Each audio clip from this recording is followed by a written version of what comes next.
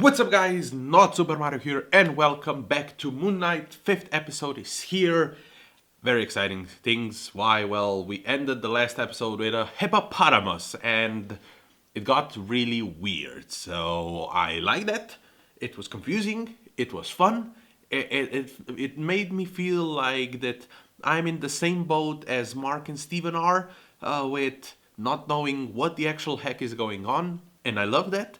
But I'm very intrigued where this is going next. I mean, we've got only 2 more episodes, this one and then the last one. Are we gonna resolve what the heck is going on? Hopefully, who is this hippopotamus figure? But yeah, I'm really enjoying this show. The last episode, in my opinion, was the best episode of Moon Knight. But the Moon Knight as a whole so far, a really good show, really well written. The character of Moon Knight is very intriguing and interesting. Oscar Isaac is doing an amazing job playing it. So yeah, very exciting stuff to see the 5th episode and then next week the last episode. Let me know your opinions in the comments down below. But let's now start the 5th episode of Moon Knight. So this is the first episode nobody has seen. Not a single critic, not a single viewer, because the critics, I think they got the first 4 episodes. You're not a doctor. I feel real. Tell me, how did you come to be here today? You want to know what you told me? How you got here? You told me that you were in a place that was oddly reminiscent of this office, except that it was in Egypt, with a rhinoceros and hippopotamus. You're right. You're right. Yep. What I find extremely interesting is this new, the new animal character.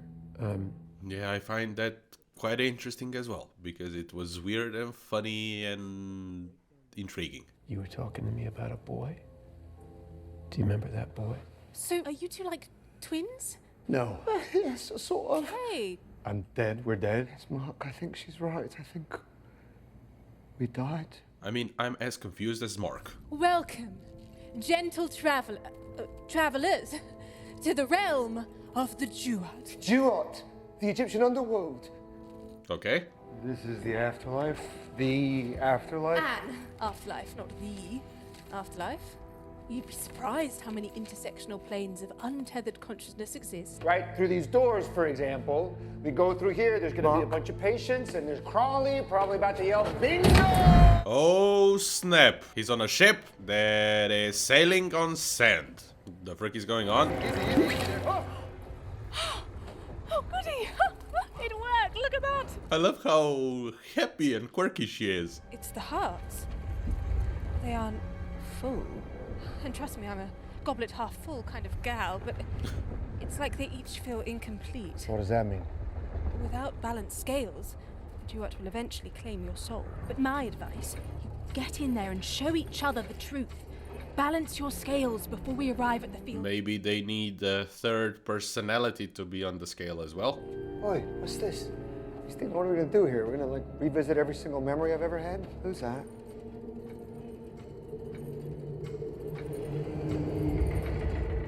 It's a little boy. Steve, don't go near him. Man. What's your name? Oh, hold on there. Wait a moment. Wait a moment. Mom. Who's ready? Who's hungry? Okay. Hey, Mark. What do? Keep an eye on your brother, okay? Later, skaters. In a while, crocodile. His other personality, his actual brother Steven? And that's the reason why he is like mentally not well and has multiple personalities. Did something happen with his brother? The water's rising way too fast! You've got to get out of here! Come on, lads! We have to leave now! Can you hear me? Yeah, his brother died. You were supposed to keep him safe? Steven, let's go. This is all your fault! This is all your fault! His mother resents him for what happened to his little bro. Damn. This is so sad. Let me go. Let me back in there. What are you hiding? What are you hiding, Mark? Son, please come inside. She will get help. Dad? We will fix this. What a waste. I feel the pain inside of you. I am the god Khonshu, in search of a warrior. Do you swear to protect the travelers of the night and bring my vengeance to those who would do them harm? He was manipulating you from the start. Yes, he was. Then rise. Rise and live again as my fist of vengeance. As Damn. Nice. night. See why we have to go back? Even if I could send you back up there, you'd just be returning to a body with a bullet in it. Can you send word to Layla? Please help us free Khonshu. Are you sure you want to be with Khonshu again? Seems like you really want to get away from him. I did. But this is our only shot. Yeah. I'll tell you everything. Okay?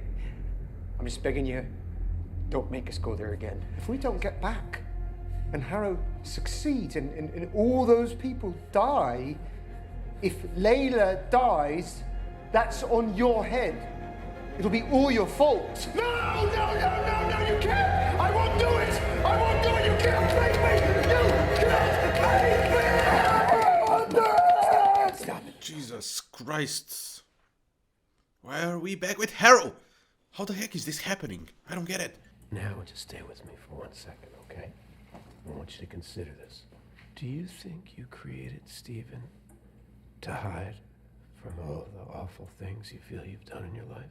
Or do you think Stephen created Mark to punish the world for what your mother did to you? Damn good question that I want answer to. This is my room. I remember some things, but I don't remember this. It's not my mom. Mark, open this door. Open this door.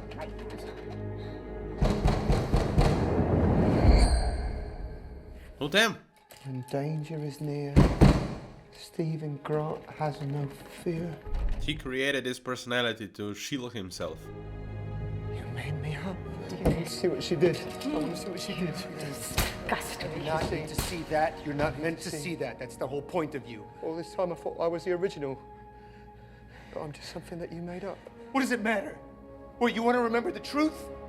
That you had a mother that beat you? That hated you?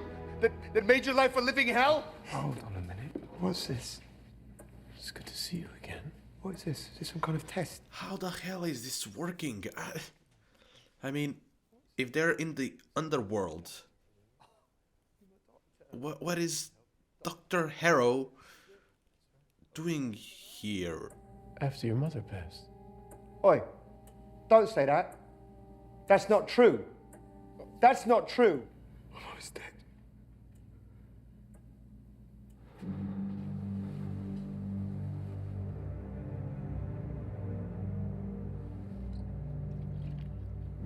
So that's the memory we were looking at before.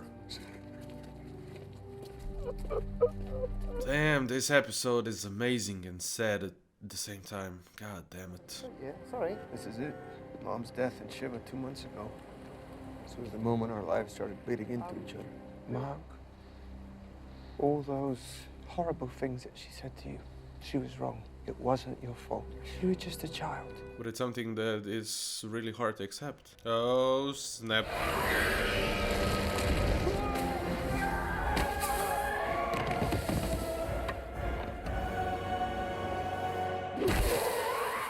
Oh, shit. Oh, snap. Oh, Steven is gonna become sand. Does that mean no more Steven? Stop the boat! Stop the boat! The scales are balanced. Oh, whoa, damn.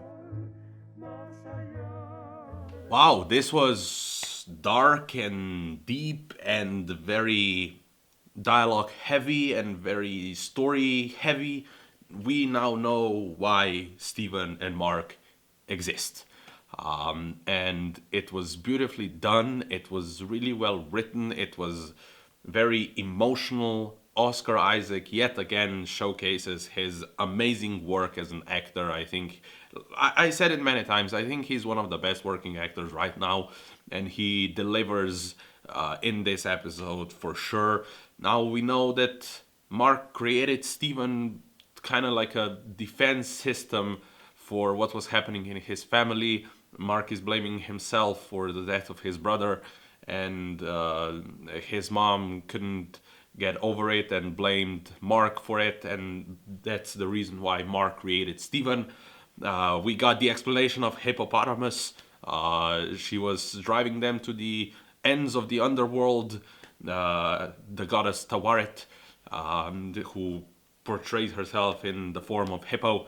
I like that, but now we know that Mark and Steven, like, that Mark created Steven, and now there's no more Steven, and because of that, Mark is balanced. But the question still is, there are things that were happening in this episode that I still find kind of confusing how they work, because all of the Harrow things, now that he's like this psychiatrist, when Mark and Steven were figuring out and going through their memories as a child, we were always coming back to Dr. Harrow.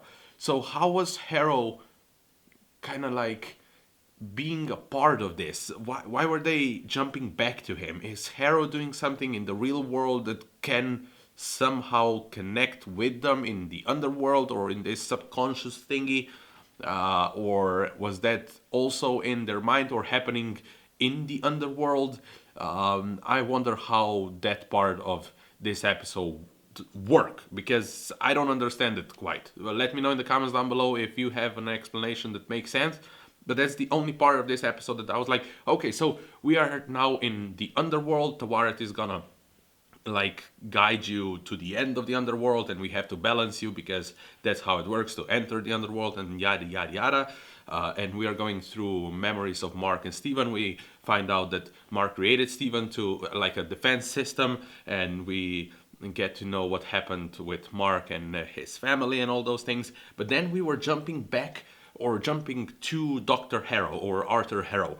And that part kind of confuses me. How was he able to connect and interact with them while they were in the underworld? That part confuses me a little bit. And if he was interacting, or what was that just in their mind as well? Or was he interacting, and why was he interacting with them when they were in the underworld? Because as Tawaret says, you are dead. So there's no other things. But now that Steven is no more, Mark is balanced. But how is he gonna come back?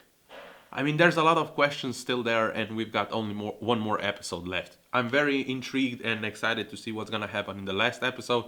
Let me know if you have like a clear vision of what's gonna happen, and if you have the explanation that with that Dr. Harrow part, because I'm very intrigued to know how and why and where and all those things. Let me know in the comments down below. But yeah, if you enjoyed this video, leave a like, hit the subscribe button, share this video all over the place, click the bell icon to get notified when I upload. Let me know your opinions and explanations in the comments down below for this episode, and I see you next time. Bye!